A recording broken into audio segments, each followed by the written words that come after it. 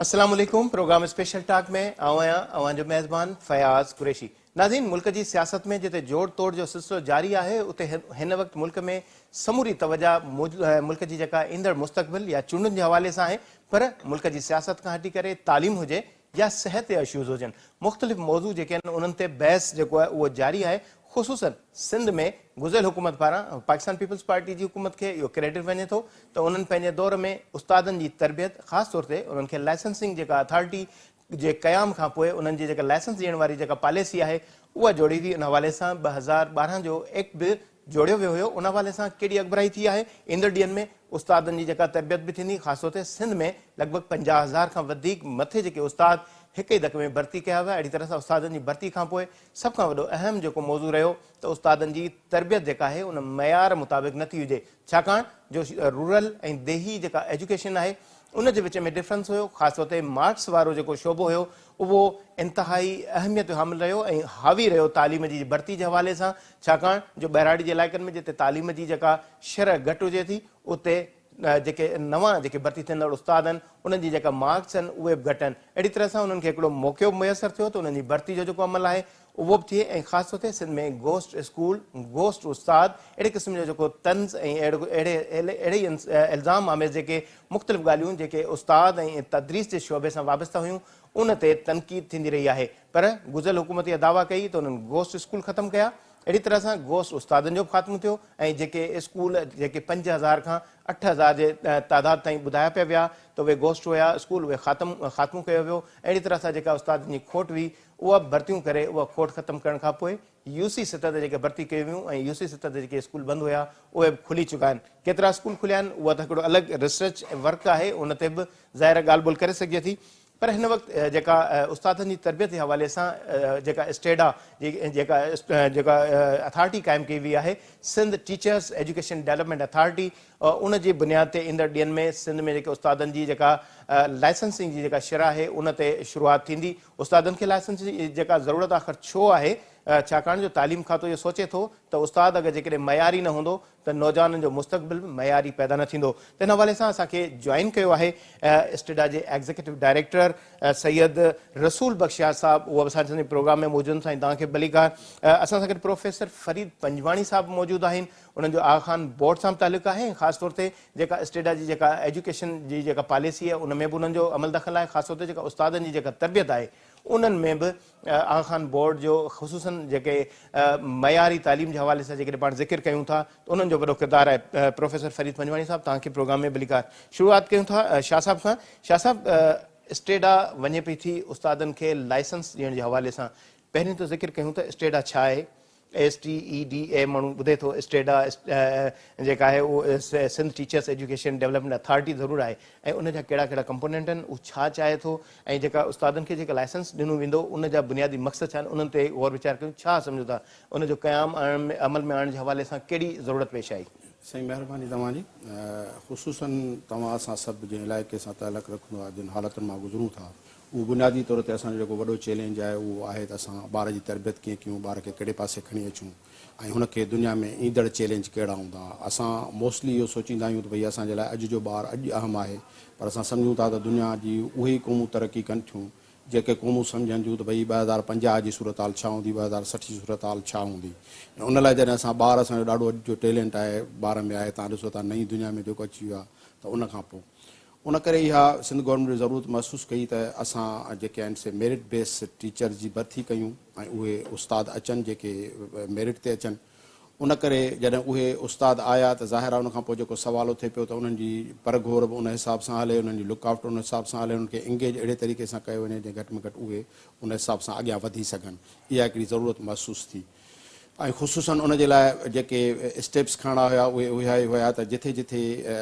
जीअं स्टेडा जी तव्हां ॻाल्हि कई त स्टेडा जो इहो मैंडेट बि अचे पियो उन एक्ट में त तव्हां उन ते फील्ड रिसर्च बि कयो, उन्हनि उस्तादनि ते रिसर्च कयो त उन्हनि जी कहिड़ी कहिड़ी एरियाज़ में उन्हनि जी मदद करे सघिजे थी, किथे किथे उन्हनि खे असिस्ट करे सघिजे थो। त उनखां पोइ इहा जेकॾहिं ज़रूरत महसूस थी त उस्ताद कहिड़ी कहिड़ी एरिया में उन्हनि खे असिस्ट करे असां हेल्प करे सघूं था, त उनखां पोइ उहो असां सम्झो त उन जे लाइ असां जेको टीचिंग लाइसेंस जो तसवर बि आयो, उहो बि सॼी दुनिया जा जेके सुधियल मुल्क आहिनि उन वटि इहो हुयो त भई जॾहिं बि तव्हां किथे का एक्टिविटी करायो त उन जे लाइ हिकिड़ा माण्हू जेके उते उनखे एंगेज कयो घटि में घटि उन हवाले सां कुझु न कुझु जा अहिड़ो प्रोसीजर्स मां निकिरी अचनि जे घटि में घटि उन हिसाब सां परफॉर्म करे सघनि, उहे आउटपुट उन तरीक़े जो ॾियनि। उन जे करे टीचिंग लेसन जो तसवुरु उतां आयो त भई जेकॾहिं दुनिया सां गॾु तव्हांखे हलणो आहे त तव्हांखे उन हवाले सां अहिड़ा उस्ताद तव्हांखे खणी अचणा पवंदा ऐं पोइ खणी अचण खां पोइ उन्हनि जी वरी उन हिसाब सां परघोर बि लहंदा। तव्हां उन नीड बेस ते तव्हां उनजी जेका असेसमेंट आहे उहा बि तव्हां जारी रखंदव। त उन हवाले सां तव्हां जेके ही टीचर अचनि त उनखे तव्हां उन हिसाब सां तव्हां अॻिते वधायो।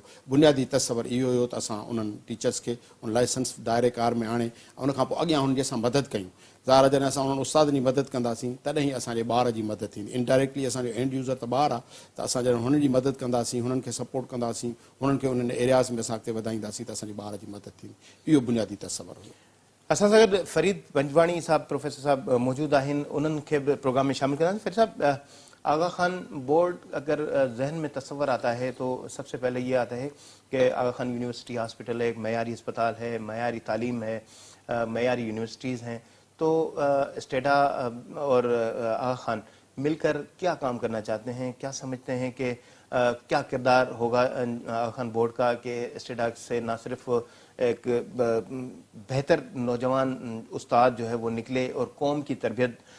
उसका भी अमल शुरू हो, लाइसेंस भी मिले, मगर लाइसेंस हमारे पास ज़्यादातर बदकिस्मती से उनसर करप्शन का हावी रहता है। मगर यही मैं जिक्र आपके इदारे के नाम के हवाले से भी जोड़ता हूँ, जब ये नाम आते हैं तो एक एतमाद बढ़ता है कि नहीं ये चीज़ें मयार पैदा करने के लिए काफ़ी है, भरोसा किया जा सकता है। तो आप समझते हैं आपकी जो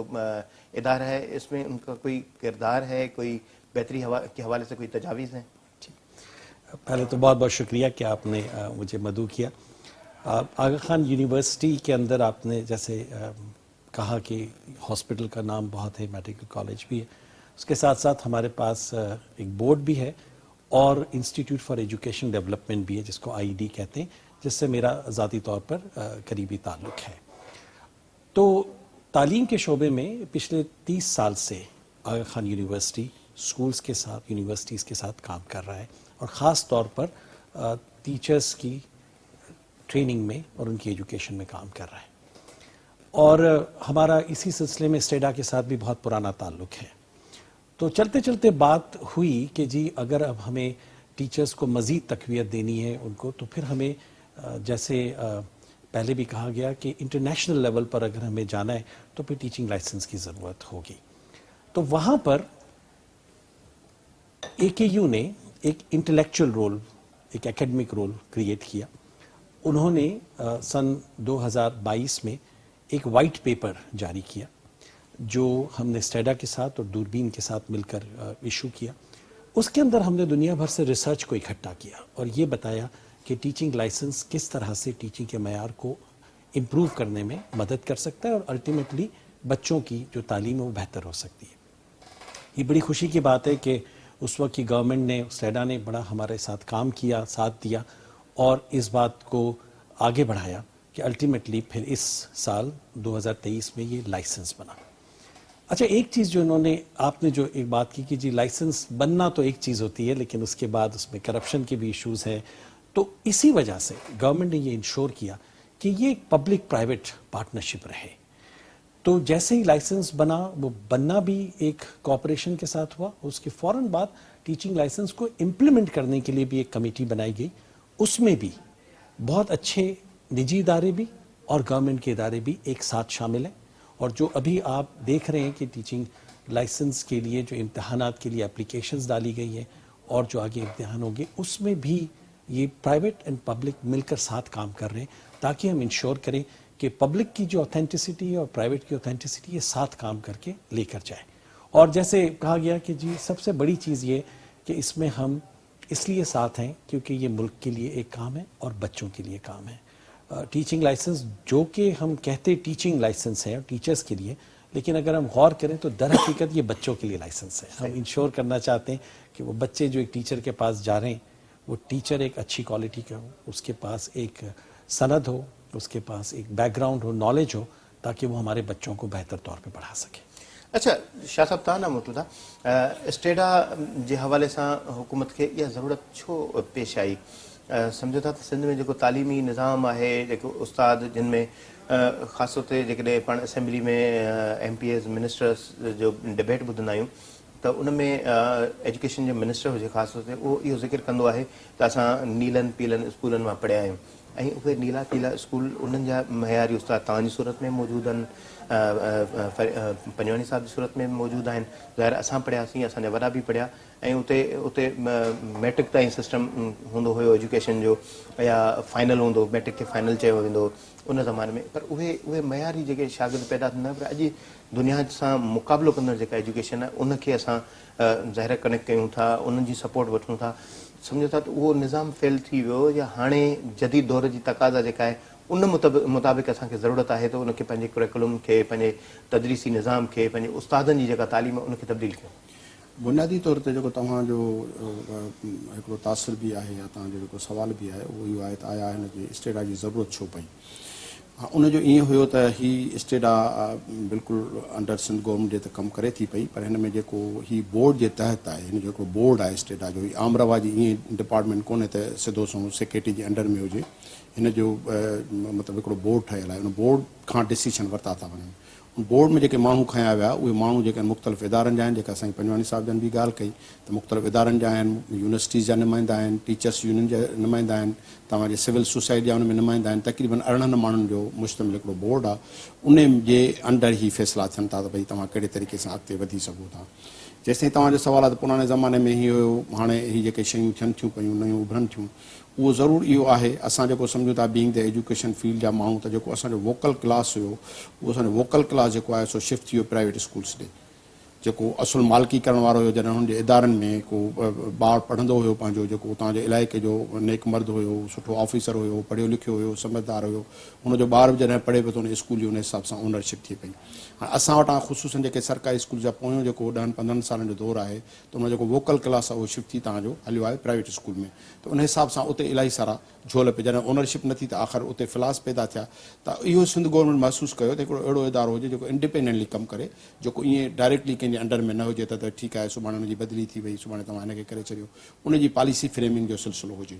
जे। त उन खां पोइ इहा ज़रूरत महसूसु कई, उन में हिकिड़ो मैंडेट इहो ॾिनो वियो त तव्हां उन्हनि खे जेके रिसर्च जेका पहिरियां मूं ज़िक्र कयो त उन ते तव्हां रिसर्च कयो, किथे कहिड़ी एरिया में ज़रूरत आहे, उन हिसाब खां पोइ तव्हां पंहिंजूं पॉलिसियूं बि खणो ऐं गवर्नमेंट खे असां रिकमेंडेशन असां खणी वेंदासीं। मीन्स असांजे बोर्ड जी इहा मैंडेट आहे त असां उहे रिकमेंडेशन्स खणी गवर्नमेंट ॾे वञूं त तव्हां जेको आहे हिते हिन एरिया में तव्हां मदद करे सघो था। जीअं तव्हां हीअं ॾिठो त असांजो पहिरियों जेके असांजो फिलहाल हुयो त तव्हांजो जेकॾहिं सिजावल ते तव्हां अचो, तव्हां थाणो बुलाखान ते अचो, तव्हां मांझनि ते अचो, त उते जेके आमरवा जी ॿार हींअर असांजे क्वालीफाई करे विया, त उहे हाई लेवल जा ॿार जेके हुयासीं डिस्ट्रिक्ट जे हेडक्वार्टर्स या तहलके हेडक्वार्टर्स ते पिया आया, त ज़ाहिर आहे जेके डिप्राइव्ड एरियाज़ हुयूं त उन लाइ असां उन्हनि जो रेशो बि घटि करे आयासीं त बाबा ठीकु आहे, तव्हांजो जेकॾहिं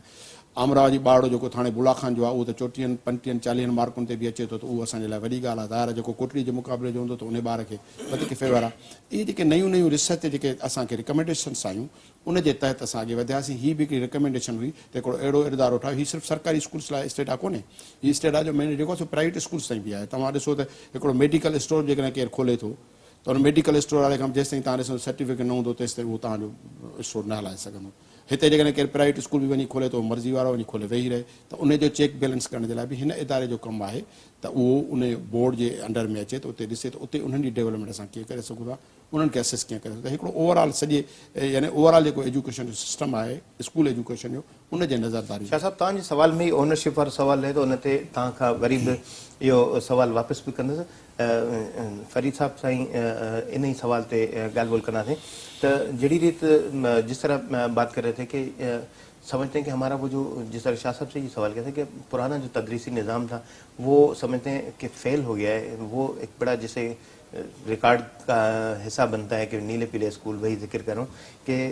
उनसे तदरीस हासिल करने वाले आज अच्छे मकाम पर मौजूद हैं, मगर वो एक गैप नज़र आ रहा है दोनों के बीच में। तो आप भी समझते हैं कि उससे ज़रूरत है, उसे री ऑन करने की ज़रूरत है या कोई नया निज़ाम बनाने की ज़रूरत है? आई थिंक मुझे लगता है कि माजी से हमें बहुत ज़्यादा इंस्पिरेशन तो लेनी चाहिए, लेकिन अब आप वापस नहीं जा सकते। दुनिया भी बदल गई है, आज आप एक नए दौर में नॉलेज सोसाइटी में है, आज आप आर्टिफिशियल इंटेलिजेंस की बात कर रहे हैं, दुनिया के मसाइल डिफरेंट हैं। तो आज जो हमें तालीमी निज़ाम चाहिए وہ ایک نیا تعلیمی نظام چاہیے. اور میں اس میں 3 باتیں اگر آپ سے کہوں کہ جہاں مجھے لگتا ہے کہ اس نظام کا پارٹ ہونا چاہیے. سب سے بڑی چیز جو اس نظام میں ہمیں چاہیے وہ ایک ایسا ذہن چاہیے جو سوال کر سکے, جو معلوم کرنے کی اور کیوریوسٹی رکھے کہ جی ہم کیسے امپروو کریں اپنے آپ کو, پروگریسو کیسے. کیونکہ سوال کیے بغیر سائنس نہیں ہو سکتی, اور سائنس کے بغیر آج کوئی بھی سوسائٹی آگے نہیں چل سکتی. تو جو پہلی چیز ہمیں کرنی ہوگی وہ سوال کو ترجیح دینی ہوگی اور انکریج کرنا ہوگا. یہ آپ دیکھیں, یہ ماضی میں ہمارے پاس ہوتے تھے, فلاسفرز بھی تھے, سائنٹسٹ بھی تھے, اور وہ اسی لیے تھے کہ سوسائٹی نے ان کو ایک جگہ دی کہ وہ سوال پوچھ سکے. یہ سوال کی جگہ ہمیں واپس کریٹ کر دے گی. دوسری چیز جو ہمیں بہت ضروری ہے وہ یہ کہ جو گوناگونی ہے, ڈائیورسٹی ہے, اس کو ہمیں ایکسیپٹ کرنا ہوگا. کئی دفعہ ہم شاید بھول جاتے ہیں کہ ایک اچھے انسان ہونے کے بہت سارے طریقے ہوتے ہیں, ایک مذہب میں رہنے کے بھی بہت سارے طریقے ہوتے ہیں, اور لسانی ایک ڈائیورسٹی بھی ہوتی ہے, ایتھنک ڈائیورسٹی بھی ہوتی ہے. تو ٹالرنس کے ساتھ رہنا بڑا ضروری ہے. وہ ہمیں ایک ایسا ایجوکیشن سسٹم چاہیے جس کے اندر ٹالرنس کی ہم پریچ کر سکیں اور بچے مل سکیں. تیسری چیز جس کی ہمیں بہت میرے خیال میں ضروری ہے وہ یہ کہ ہم آپس میں ایک دوسرے کے ساتھ مل کر کوآپریشن کے ساتھ کیسے کام کر سکیں. کئی دفعہ شاید ہمارے تعلیمی نظام میں بہت زیادہ کمپٹیشن ہو جاتا ہے. آئی تھنک اس کی جگہ ہمیں چاہیے کہ کمپٹیشن کے ساتھ ساتھ کوآپریشن بھی ہو. تو ہم یہ کوشش کر رہے ہیں کہ انشاءاللہ یہ ٹیچنگ لائسنس کے تھرو اور اچھی تعلیم کے ذریعے ایسے ٹیچرز بنے جو کویسچننگ کو پروموٹ کریں, جو ڈائیورسٹی کو پروموٹ کریں, اور جو کوآپریشن اینڈ کمپٹیشن دونوں کو پروموٹ کریں. تو یہ ہمارے جو ماضی کی اچھی تعلیم تھی اس سے ہمیں انسپریشن بھی لینی ہے, لیکن ایک نیا تعلیمی نظام بھی کریٹ کرنا ہے جو 21ویں صدی کے لیے اور آگے کے لیے ہمارے بچوں کو بنا سکے. اچھا हिते वक़्तु ब्रेक जो ब्रेक त मोटी अचूं था, पोइ वरी इन सिलसिले खे कंटिन्यू रखंदासीं. वठूं था कोई शॉर्ट ब्रेक, ऐं इन सिलसिले में जेको स्टेडा चाहे थी त शागिर्द जेके तरबियत हासिल कनि था उन्हनि खे उस्ताद बि अहिड़ा मिलनि जेके मयारी हुजनि. ज़ाहिर आहे उन मयारी उस्तादनि खे मयारी बनाइण जे लाइ लाइसेंस जो जेको फिल्टर आहे उहो लॻाइणु ज़रूरी आहे. वठूं था शॉर्ट ब्रेक.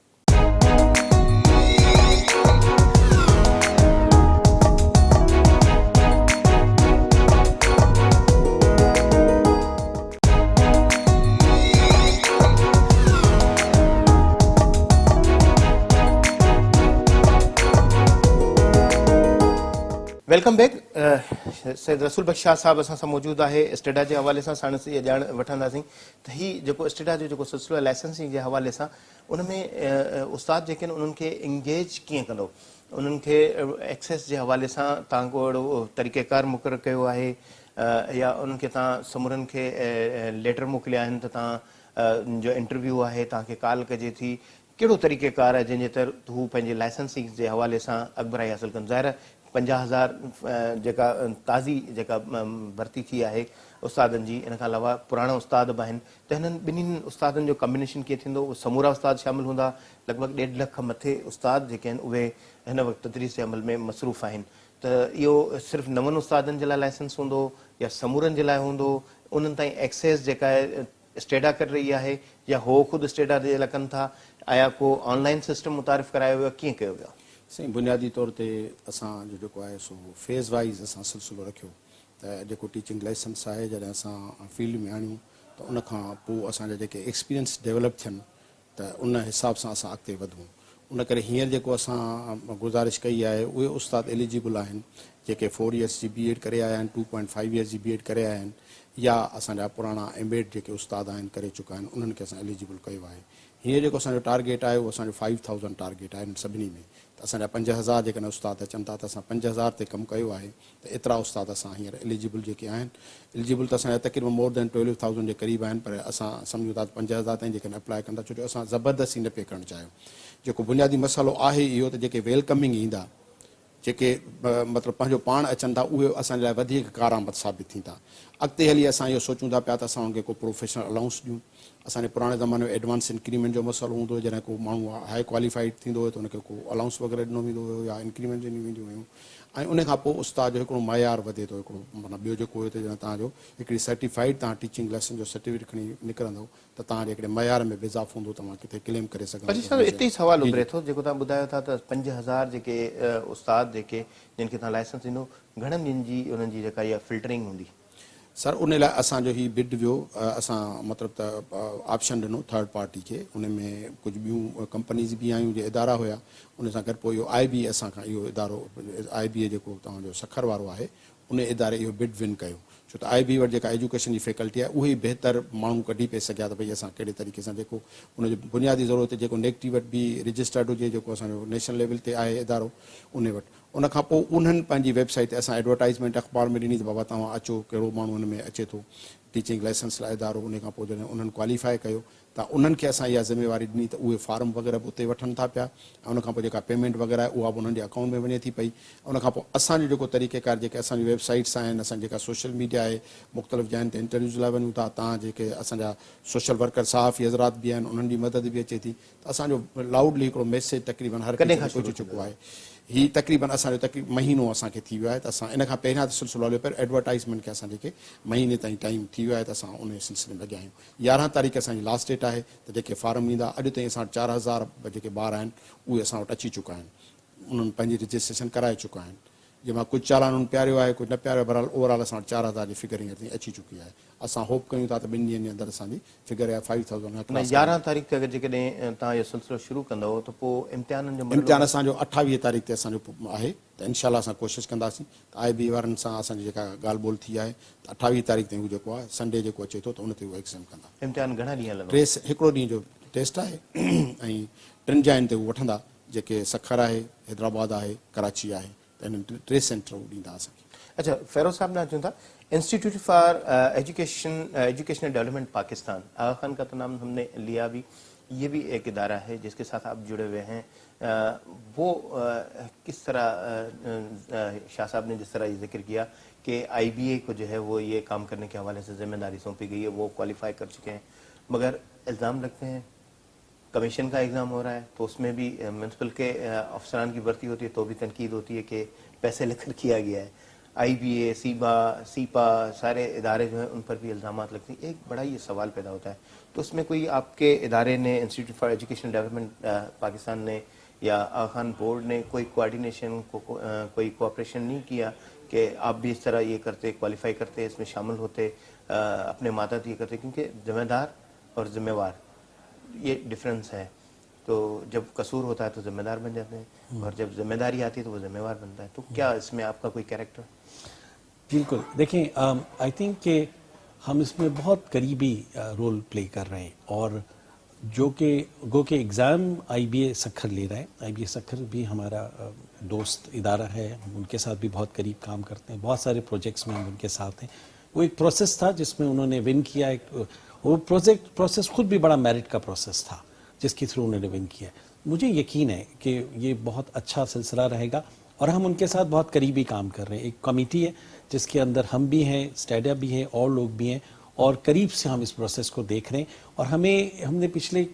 30 सालों से टीचर एजुकेशन पे काम किया है पिछले 2 सालों से टीचिंग लाइसेंस पे काम किया है हमारा भी इतना ही इसमें स्टेक है कि ये प्रोसेस एक शफाफ प्रोसेस हो इस पर कोई धब्बा ना आए और इस पर हम भरोसा कर सकें सो मुझे यकीन है कि ये एक ऐसा कॉज है जिसमें हम सब ये चाहते हैं कि ये लाइसेंस एक बहुत अच्छा लाइसेंस रहे और हम जब मुड़ के देखें 5 साल 10 साल के बाद तो हम फ़ख्र महसूस कर सकें सो हम इसको बहुत कोशिश कर रहे हैं और मुझे यकीन है कि IBA सखर भी इस पे इसी अंदाज से काम कर रहा है हम भी उनके साथ काम कर रहे हैं कि ये और आप जैसे जर्नलिस्ट भी इसमें होंगे और सिविल सोसाइटी भी इसमें साथ होगी तो मुझे यकीन है कि हम एक नया दौर शुरू करेंगे और हम मुड़ के देखेंगे तो हम फ़ख्र कर सकेंगे कि न सिर्फ हमने पॉलिसी बनाई बल्कि उसको अच्छी तरह से इम्प्लीमेंट आपने पाकिस्तान और बरतानिया में 30 साल तक जो 3 डिकेड्स जो हैं आपके उसमें शामिल हैं आपके तजुर्बे में तो वहाँ की एजुकेशन और फिर यहाँ आप ये इतना बड़ा काम कर रहे हैं जो वहाँ का मयार है वो तो हम ज़ाहिर है वहाँ पर पहुँचने के लिए हमारे स्कूल की आपकी जो डिग्री है उसे कबूल भी नहीं किया जाता आपको बाहर जाने के लिए IELTS के कोर्स भी करने पड़ते हैं USAID या ब्रिटिश काउंसिल से भी आपको लेनी पड़ती है कि आपको अंग्रेज़ भी आती है नहीं तो ये तमाम मामलात होते हैं तो फिर ये जो आपका तजर्बा है इनका भी इनपुट इसमें शामिल होगा कि वहाँ के मयार को हम यहाँ के मयार से कम बिन करें बिल्कुल देखिए तो जब मैं 2021 में यहाँ वापस आया तो ये पहली चीज़ मैंने कही कि हमें टीचिंग सर्टिफिकेशन टीचिंग लाइसेंस की ज़रूरत है क्योंकि सिर्फ बरतानिया में नहीं बल्कि US में भी सिंगापुर में, जहाँ जहाँ अच्छी एजुकेशन सिस्टम है, आप देखते हैं वहाँ पर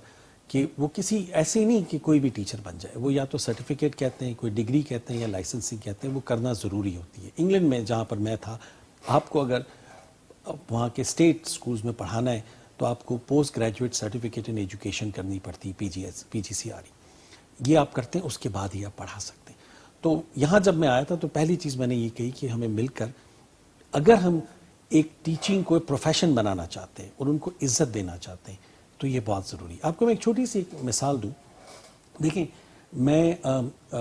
जब सड़क पे चलता हूँ, पैदल चलता हूँ, मुझे कोई लाइसेंस की ज़रूरत नहीं होती, लेकिन जब मैं गाड़ी में बैठता हूँ तो मुझे लाइसेंस की ज़रूरत होती है। इसलिए होती है कि गाड़ी में एक ताकत है, मैं नुकसान भी कर सकता हूँ। हर वो फील्ड जहाँ पर आप नुकसान कर सकते हैं और आप किसी कमज़ोर के साथ डील कर रहे होते हैं, वहाँ आपको लाइसेंस चाहिए होता है, चाहे वो वेपन्स हो आपके पास, या डॉक्टर हो या वकील हो, कोई भी। टीचिंग भी ऐसा प्रोफेशन है जहाँ बहुत फ़ायदा भी कर सकते हैं, लेकिन अच्छे टीचर्स ना हो तो बहुत नुकसान भी कर सकते हैं। तो इसलिए ये बहुत ज़रूरी हमने समझा कि करें। और आई एम श्योर कि हम देखिए, फ़र्क ज़रूर है, बिल्कुल आपने कहा कि इंग्लैंड की एजुकेशन उसमें, लेकिन हमारी भी जहानत वही है। आप देखिए, हमारे बच्चे जब बाहर जाते हैं, उनको जब मौका दिया जाता है तो बहुत अच्छा काम करते हैं। तो ये बात है कि अगर हम अपने सिस्टम को भी इम्प्रूव करें तो कोई वजह नहीं कि चंद सालों में हमारा भी एजुकेशन सिस्टम, और देखिए है हमारे पास कुछ यूनिवर्सिटी, कुछ स्कूल्स हैं, वो किसी भी दुनिया के स्कूल्स के साथ आप कंपेयर कर सकते हैं। सो इंशाल्लाह मुझे यकीन है कि अगर हम ये स्टेप्स लेते रहे तो चंद सालों में हम ज़रूर मुल्क, और हमारे पास अब कोई चॉइस नहीं है, क्योंकि अगर हमने अभी अपनी एजुकेशन सिस्टम को इम्प्रूव नहीं किया तो मेरा ख्याल है तारीख हमें माफ़ नहीं करेगी, हमें ये करना पड़ेगा। शाह साहब, तव्हां वटि अचूं था, तरबियत जो अमल जेको इंतहाई लाज़मी हूंदो, जेके उस्ताद अप्लाई कनि पिया लाइसेंसिंग जे लाइ, उन्हनि जो छा तरबियत जो को बंदोबस्तु कयो वियो आहे, या बिना तरबियत जी हो वेंदा इम्तिहाननि में ऐं सम्झि खां क्वालिफाई करे वेंदा? ऐं इन में हिते हिकिड़ो ॿियो सुवाल पैदा थिए थो त जॾहिं असां भर्ती जे अमल में वियासीं, वॾी हिकिड़ी भर्ती थी, वॾा दौल शरनायूं वॼाइसीं, 50,000 उस्ताद हिकिड़े टाइम ते असां भर्ती कया, सुठो अमल आहे, रोज़गार मिले थो, ख़ाली रोज़गार बि न आहे, क़ौम जो मुस्तक़बिल जुड़ियल आहे। त उन मुस्तक़बिल जे मेमारनि खे अॻिते वधाइण जे हवाले सां जेके उस्ताद जेके तव्हां वटि फिल्टर मां गुज़रंदा, उन्हनि खे प्री तरबियत जो को इंतज़ाम थियल आहे, उन्हनि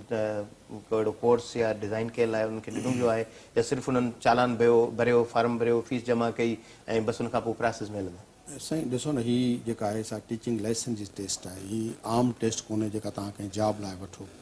हिन जो जेको पेपर आहे, जेको सिलेबस आहे, उन ते बि इलाही सारो ॾींहुं हिन कमेटी असां उन ते बहस कयो आहे त भई कहिड़े क़िस्म जो पेपर हुजणु खपे, कंहिंखे केतिरो वेट हुजणु खपे। हीअ जनरल नॉलेज जी टेस्ट कोन्हे त भई तव्हांखे केतिरी इंग्लिश अचे नथी। असुल ॻाल्हि आहे त तव्हां केतिरो प्रेज़ेंट करे सघो था बहितर, तव्हांजी कम्युनिकेशन स्किल कहिड़ो आहे, तव्हांजो आई कॉन्टेक्ट ॿार सां कीअं बीहंदो। असुल त जेको उस्ताद लाइ इहे शयूं ज़रूरी आहिनि। उन लाइ असां जेका सिलेबस आहे, जेका BEd जी सिलेबस आहे, उनखे साम्हूं रखियो आहे। उन सां गॾु असांजा जेके बि हुनजा मुख़्तलिफ़ कोर्सिस रहिया आहिनि मुख़्तलिफ़ वक़्तनि ते, उहो जेको हुनजो सैम्पल पेपर आहे उहो असां उन सां शेयर करणु वञूं पिया। जेका सिलेबस आहे उहो असां वेबसाइट ते रखी आहे त उहा हिन सिलेबस मां तव्हांजो पेपर थींदो। ऐं उहे ॿार ऑलरेडी उहे पढ़ी चुका आहिनि, मतिलबु उहे ॿारनि जे अॻु ई जेको बि ॿारो BEd क्वालिफाई करे आयो आहे त उहो ऑलरेडी उन टेस्ट खां निकिरी आयो आहे। मीन्स हाणे हुनजो जेको रिव्यू उन ते थिए थो। असां इहो ज़रूरु कंदासीं त जेको सैम्पल पेपर आहे या सिलेबस आहे, उन खां पोइ जॾहिं असांजो हाणे अॻियो मरहलो ईंदो हफ़्ते खां पोइ, त असां चाहींदासीं त असां मुख़्तलिफ़ सेशन्स करे ऐं उन्हनि ॿारनि खे सॼियूं जिते घटि में उनखे सिलेबस ऐं प्लस जेको पेपर ॾियण जो तरीक़ो, ओरिएंटेशन सिलेबस ओरिएंटेशन टाइप असां उन पासे ॾींदासीं इंशाल्लाह। असां इहो प्लान कयो आहे त असां तक़रीबन जे टेस्ट खां पहिरियां असां उनखे हिकिड़ो अपॉर्चुनिटी ॾियूं त उहे उन हिसाब सां उन में गुज़रनि। त इहो तरीक़ोकार टेस्ट। उन खां पोइ जॾहिं अॻियां असांजो सिलसिलो कयो त जेके तव्हां 60,000 ॻाल्हि कई, 60,000 टीचर जेके भर्ती थिया आहिनि असांजे प्रीवियस गवर्नमेंट में, न साईं सरदार शाह जे दौर में या इन दौर में, त उन में इहो थियो त असां उन्हनि खे वरी असां उनजो प्रोफेशनल डेवलपमेंट कई 24 डेज़। ईअं कोन्हे त असां उहे ॿार इंजीनियर आहे, डॉक्टर आहे, जल्दी असां उनखे दाख़िल कयो, न, असां उनजे लाइ वरी प्रोफेशनल ट्रेनिंग्स जो बंदोबस्तु कयो। तक़रीबन असां 30,000 खे उहो 24 डेज़ जो प्रोफेशनल डेवलपमेंट जे पासे असां खणी आयासीं। घटि में घटि उनखे इंट्रोडक्टरी तौर ते ख़बर थो हुजे त ॿार सां तव्हां कीअं बिहेव कंदो, ॿार सां तव्हां कीअं पेश ईंदो। ऐं अॻिते हली उन्हनि जे लाइ असां मुख़्तलिफ़ कोर्सिस मुख़्तलिफ़ यूनिवर्सिटी सां असांजा राब्ता आहिनि, त असां कोशिशि कयूं त असां उनखे रिफ्रेशर कोर्स थोरा उनखे आइडियाज़ ॾींदा हलूं। असां पैरेलल कमु कयूं था, हिकिड़ो पासो ई टीचिंग लाइसेंस जो कोन्हे, पर असां हुननि जी क्वालिटी ते ऑलरेडी ॿिए पासे खां बि कमु कयूं था, जीअं हुननि खे असां उहे शयूं उहो असां 30,000 टीचर्स खे उहो ॾेई चुका आहियूं। हिन लाइ असांजो इहो प्लान आहे त हिन खे असां सिलेबस सेशन कराईंदासीं जंहिंमें घटि में घटि। अच्छा, हिते वरी अहम सवाल उथे थो सिंध पब्लिक सर्विस कमीशन जो जहिड़ी रक़म पहिरियों बदकिस्मती सां इहो असांजो अलमियो आहे वॾो हेॾो वॾो एग्ज़ाम आहे 17वीं ग्रेड 17वीं ग्रेड जा ऑफिशियल्स जेके अचनि था ऐं उन्हनि जी जेका उन्हनि जे लाइ पेपर जेके जारी थींदा उहे लीक थींदा त IBA जे हवाले सां या सीबा या सीपा उन्हनि जे हवाले सां बि इहे मामला थींदा आहिनि उन्हनि जी लीकेज जे हवाले सां को सख़्तु को मैकेनिज़म जोड़ियो आहे ताकी ईअं अहिड़े क़िस्म जी शिकायत जेका नथी सुभाणे ई नथी आङुर कजे त स्टेट ऑफ फ्लॉप वई ऐं जहिड़ी रीति अदालत में मामला हली था वञनि डाउ ज़िम्मेदारी इदारो आहे उन में अगरि जेकॾहिं का अहिड़ी टेस्ट थिए थो त उते बि अहिड़ी शिकायतूं अचनि थियूं इनखे रोकण जे हवाले सां को क़दम कयो सर हाणे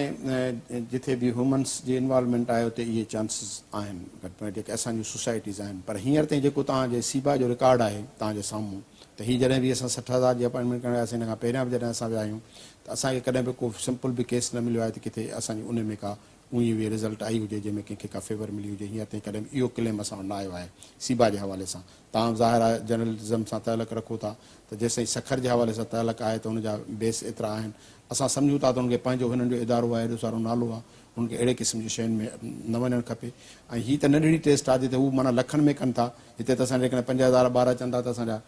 नॉट मोर देन 1,500 2,000 ॿार कंहिं हिकिड़े सेंटर अच्छा साहिब त माफ़ कयो तव्हांजी ॻाल्हि कटियां थो असल में वक़्तु आहे शार्ट छाकाणि जो जेकॾहिं पाण कुझु ॻाल्हियूं रहिजी वेंदियूं आख़िर में एतिरो वक़्तु रहे थो त मैसेज घटि में घटि शामिलु कजे तव्हांजो